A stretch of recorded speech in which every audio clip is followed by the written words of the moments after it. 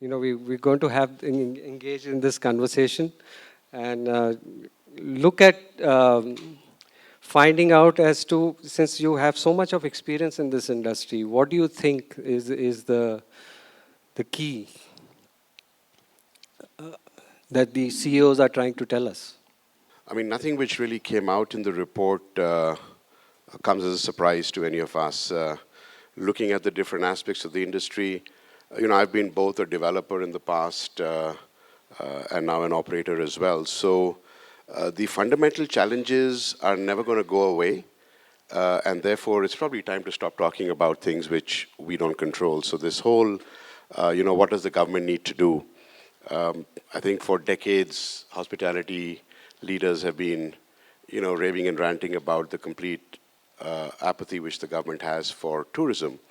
And I think that comes from the fact that a lot of the political class sees tourism as this very, how do I say, they can't touch, feel, look like you can do with a factory or an industry and say, okay, I've generated so much employment. So I think because of that lack of understanding how all the constituents of tourism, which include hospitality, are such large multipliers for our GDP. So tourism is what, about 7 to 8% of our GDP, generates 8 to 9% of employment in the industry.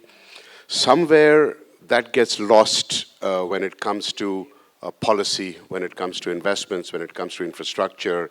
But I do believe that the last couple of years have seen a big difference.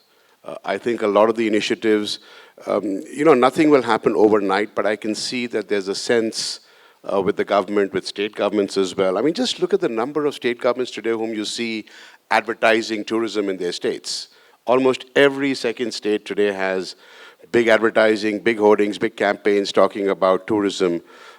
So I think that, sense is coming into people who make those decisions. As the industry itself, again, the whole GST logjam is really silly, right? It's about an opposition which really has no credibility, trying to just prevent right decisions from being taken, whereas they would have happily taken those decisions when they were in power, and that's frustrating. I think India is really at a threshold. I think we're at an inflection point, and I do believe that there is a new cycle of growth and development which is beginning now. You have to understand a lot of the supply which has come into the market in the last 5 years is actually supply which was planned and began to be built back in 2006 and 7. And then, of course, the recession happened, and yet a lot of developers had put in the money. So those projects, instead of opening in 9 and 10, opened 13, 14, 15. But I think almost all the major markets in India have seen, the supply growth come in. Fortunately, most of the markets in India have also managed reasonably good absorption of that supply. So we are going to see a new cycle of development, both in terms of operating performances of current hotels, and I think a new cycle of growth. What will be different, and which you saw in those insights, is that not too many people are going to build standalone hotels. You're going to see hotels come about much more as a part of mixed-use developments, which kind of de-risks the developer if he includes residential or commercial along with the hospitality. And that also is good, because then I think there's much more efficient use of resources, of FSI available, and I think you're creating more holistic developments rather than just, using a very, very expensive piece of land to build a hotel. What I kind of contest there is that while the growth of the industry is going to be focused on mid-market, tier 2, tier 3, but we've got to understand one thing, that the cost, the time, the effort of building 10 3-star hotels and then building one luxury hotel, the developer is still going to make more money or higher margins from his luxury hotel. So I think the developer community is very keen to go into the smaller markets, but I think the fact that you need such massive distribution to grow a mid-scale brand or a budget brand, I'm sure Vilas can talk more about it, given the segments they work in. It's not going to be so easy. I'd love to say, yes, tier 2, tier 3 is the future. But whether you're building a 100-room hotel in Bareilly, or you're building, a luxury hotel in Delhi or Bombay, the effort, the resources, the time, the challenges of the regulatory environment, they're not different. You still have to find a bank to fund you. You still have to kind of find a market and create demand and all that stuff. So why would somebody try and build 10 small hotels when he says, I can build one nice big hotel and, make better margins? But that is the kind of argument we heard a few years back also. And that's why India built upscale and upscale hotels. But things have changed over the last few years. People are looking, since the constituency is fast changing, so I guess the developer and the hotelier is also thinking of changing his views. So yes, there are difficulties, and I will ask to find out how difficult it is to get budget hotels in place.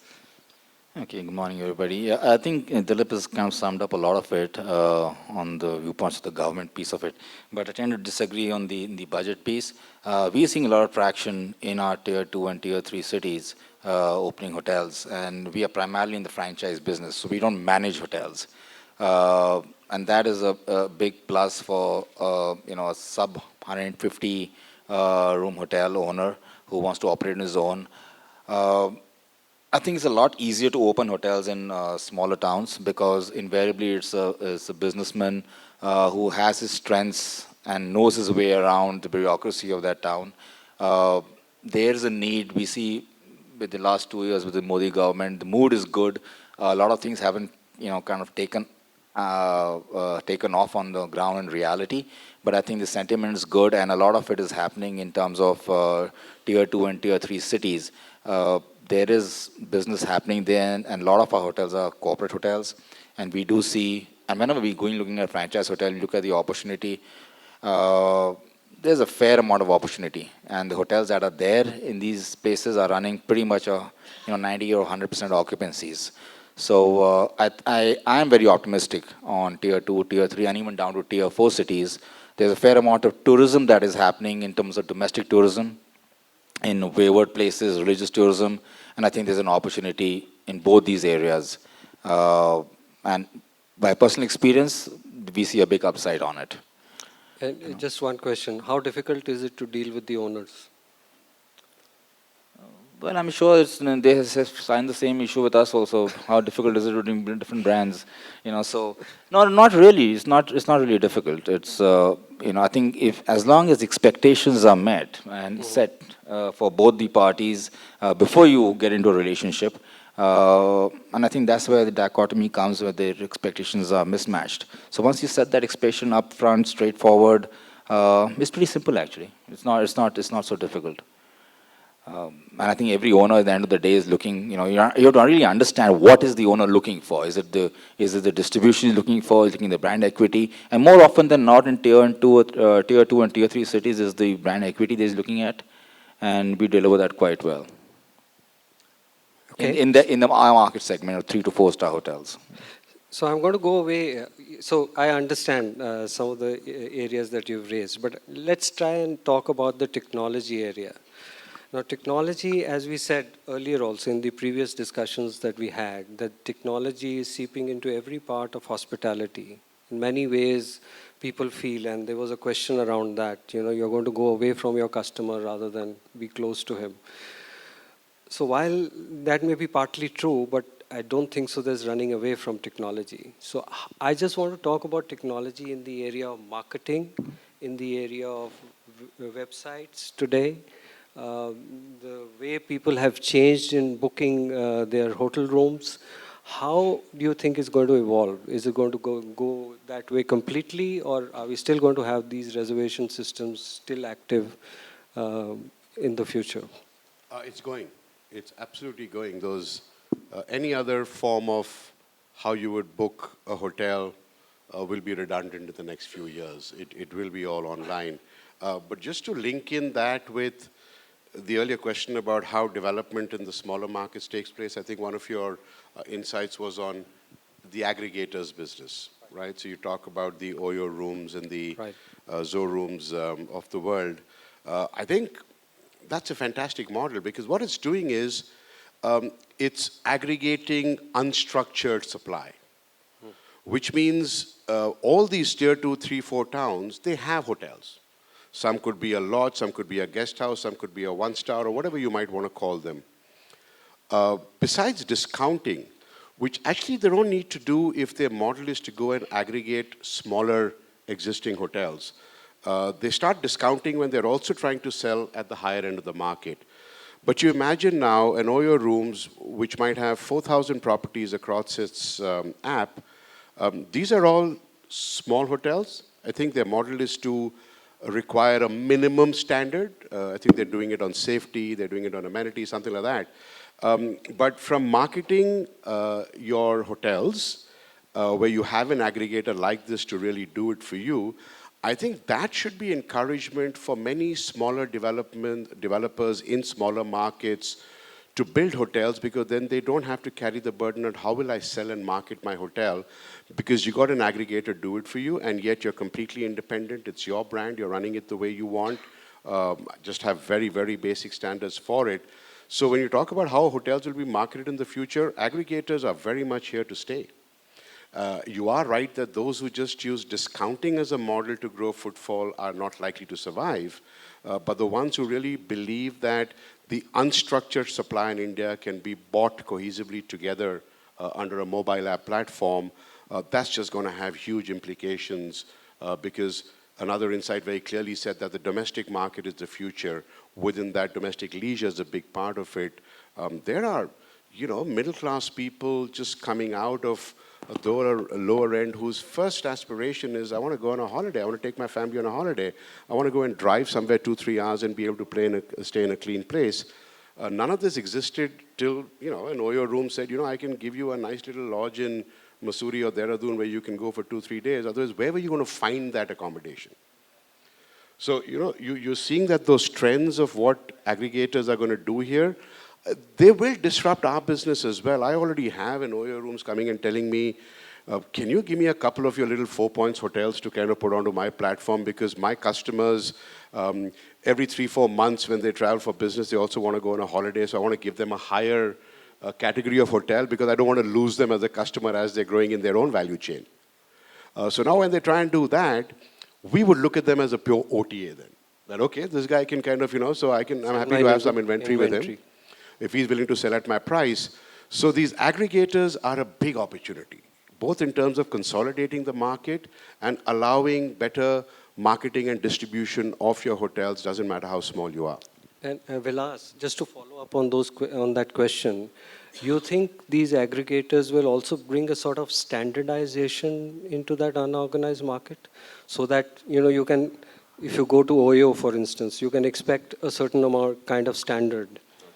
Well, while I kind of applaud the aggregators and Oyo's efforts to do what they're doing, like Dilip, they had approached me also to, and I had a meeting with one of the 3 owners, and I was very disappointed with what their model was, what they have to offer, and not to run them down. It's a great idea, but I think how they're going about it in terms of standardization, there isn't any standardization. There isn't any guarantee of any security. Right now, it's about just scaling up and adding numbers for them. They had no idea about hoteliering, about hotels. They have a cluster general manager who covers 20 hotels in a 10-hour time. That includes driving time. They have no idea what to look for in a hotel. So really, I think they need to evolve there before they really, become hoteliers, so to speak. They're the far cry from that aspect. But yes, the platform is right. The model is good. It needs to be tweaked to hoteliering, so to speak. Yeah. Okay, just jumping towards the some of the challenges that we face in running hotel. I'm not going to go through the full portion because we are in limited time. But manpower and talent is something which keeps on coming across again and again, right? We need good people. We are in a service business, and we want to train people, and they then run away and join somewhere else. how do you think that is being addressed? Because, you know, all the industry knows it. What is the industry doing to address that? I think is the biggest challenge. I wish I had answers for that, but I've all been saying that for the last couple of years that the biggest challenge the industry is going to face is managing their, heat, light power, the fixed cost, and manpower costs. These are the two biggest challenges in technology. For the earlier part, former part of heat, light needs to really come into play over there, and we are an industry that gets pushed upon from every service industry, from call centers to airlines, hospitals, retail, and the fact that supply within the country is growing also, and there's a very limited supply that comes out. I think, it's easier for, I would like to believe it's easier for companies like Starwood to, build their pool because of the number of hotels they've got and, maybe invest into training institutes. But franchise hotels is very, very difficult, and the quality of manpower just deteriorates drastically when you move into a tier 2 or tier 3 city. So it's a huge challenge. Yeah, so I'll just add a comment there. I think, so again, there was an insight there that hospitality training institutes, education in hospitality, which, what LHC and people do, I think that's a key requirement to stem this issue in the future. Is there a talent paucity in our industry? Clearly there is. Is there a solution to this? Of course there is. I think this whole, if you take the National Skill Development Initiative of the government, now we have a ministry for that as well, they're providing grants and subsidies and funds to set up vocation training institutions where you're providing skill to the very low levels, which are then entry levels into our hotels, be they waiters, be they cooks, be they housekeeping attendants. So I think there is a way to address that talent shortage at that level. At the management level, I'll tell you how we do it, for example. Today, if I'm hiring a manager, it's very unlikely that I'm hiring him and looking at him just for the job I'm taking him on to do today. I'm hiring him seeing that there is a career trajectory I can give him going forward. And to Vilas's points, bigger companies have better opportunities to do that because, you can move people around, you've got lots more opportunity, people can go and work internationally. But indeed, the talent shortage in our country, while it is a challenge, I think it has solutions. We need to equip more people with skills for our industry at the lower levels, and we need to make sure that we are providing careers to management and senior people and not just your next job. So that's the way I think we are tackling it. And at the end of the day, the companies who are providing those opportunities for people to grow, again, I think somebody said it, that today when you hire a new guy, it's not about how much salary are you paying me. It's about what career growth are you giving me. Yes. So, that distinction has to be understood to then say, okay, this is what I can give you in terms of your career, and that's what probably reduces attrition rates as well. Okay, so then let me go back to look at the other challenges that we face. And one of the perennial challenges we faced is the availability of adequate land, and because that's where the hotel project starts becoming really expensive. And on top of that, you put up permissions, and then you take a build level for another 2-3 years, and the building time is huge. So you think with the new government in and other things, you're seeing any areas which are being likely to be resolved in that area, even in the tier 2, tier 3 towns? Or is it going to get worse? From our perspective of development, and it may be different in a franchise organization like Choice, but for us, as I said, we're beginning to see our developers get smarter. They are de-risking themselves, so they're not using expensive real estate just to build a hotel anymore. You're beginning to see, the biggest mixed-use format now is people who can have residential, pre-sell, and use that cash flow to build, right? That's how you're de-risking it. So I think with those kind of models coming into the industry, the risk on expensive land being a challenge, like, if you take Leela and what they had to do to get the New Delhi land, I don't think those things are going to happen anymore. I think people are much smarter with that. Is land going to get any cheaper? It's not. Can you utilize the land better? Can you optimize the land use better? I think that's the question which has to be asked. And that's when you talk about taking the different asset classes. I'd like to say that there's every need for a good hotel near a big hospital. Hospital in some ways also a real estate class. It's still a building you have to build on a piece of land. Today, with medical tourism becoming so big, so you have land to build a hospital, bung in a hotel there. You have land to build great commercial buildings, bung in a hotel there. That's the way you're going to be de-risking it, which is also an advantage to people who want to build mid-scale hotels rather than, really upper upscale luxury hotels as well. Yeah, I agree with that. I mean, the only way the real estate prices are not going to get any cheaper in the near future. They only keep rising up, and I think the way to go about is doing, multi-use projects. And I think that is something that the developers, even we see in tier 2 and tier 3 cities, are getting smart about it. There are some independent, parcels of land that owners are building on, but that is something that they own or have owned historically in legacy, and they're making over there. But the new projects, if somebody's making a hotel, they're tilting more into doing a multi-use.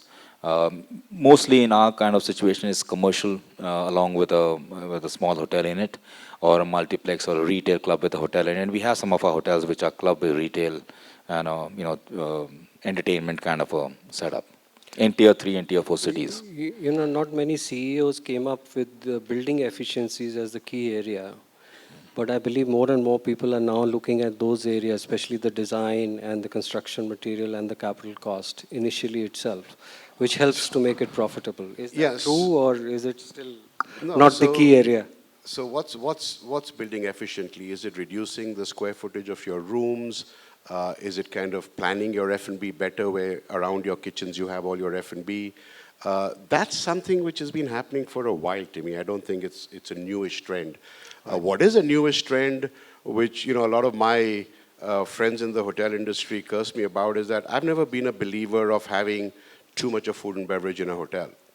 I think you provide a great, all-day dining, 3-meal restaurant in your hotel.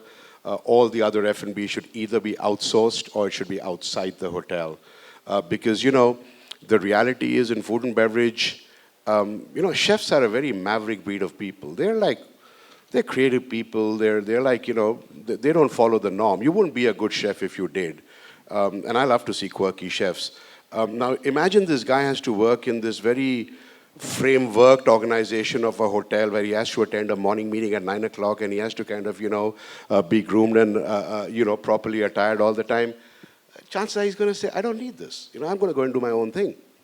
Well, I can see one of my chefs sitting right there, who's probably a great example of that, Chef Tanveer from the Meridian Gurgaon, who some of you might know. So if you have to kind of really bring out that creativity in chefs to provide great restaurants, great food, great experiences, I don't think the hotel environment is quite right for it. It's very restrictive. And you can't blame the hotel either.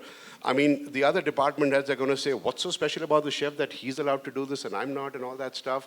So we're beginning to see F&B talent wanting to do things outside a hotel. I think we need to encourage that. So so in design, I tell an owner right now, I said, please, on the ground floor with street side access, build an F&B facility.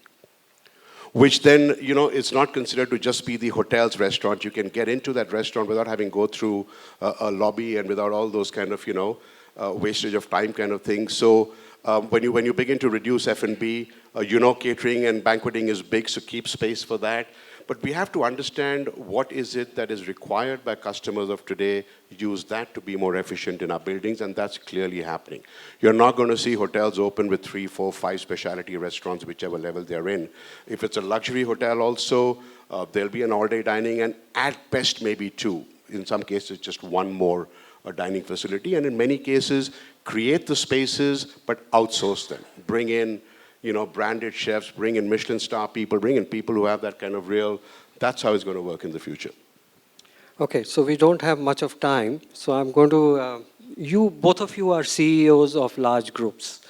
So what is the message each of you would want to leave for the hospitality industry? Where is it going? What is your view? Personally, I think I'm very optimistic. Like I said, earlier also, I think there's a great opportunity.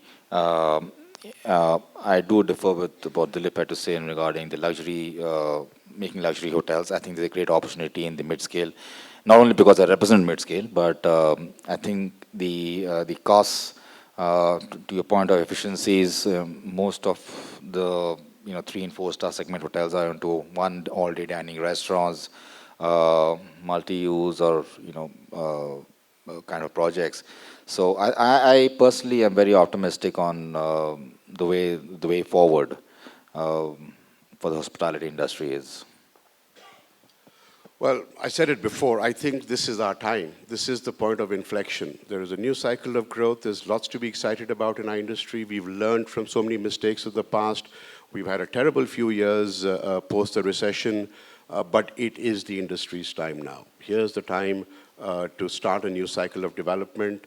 So that's my direction to developers, to associates and people who work in our industry. You heard Rohit talk about innovation. You heard me talk about technology. These are real things. Our business is just getting sexier and sexier, and you want to be a part of it. And I think that's what's going to encourage more and more people who otherwise thought that from a hotel receptionist, if I get a job as an airline stewardess, my life's made. I think all those kind of things are going to change. So lots and lots to look forward to for the industry, at least for the next 5 to 7 years. Thank you very much. Ladies and gentlemen, we'll end our session here on a very, very positive note that this industry is going to do well. So big round of applause for our panelists, please.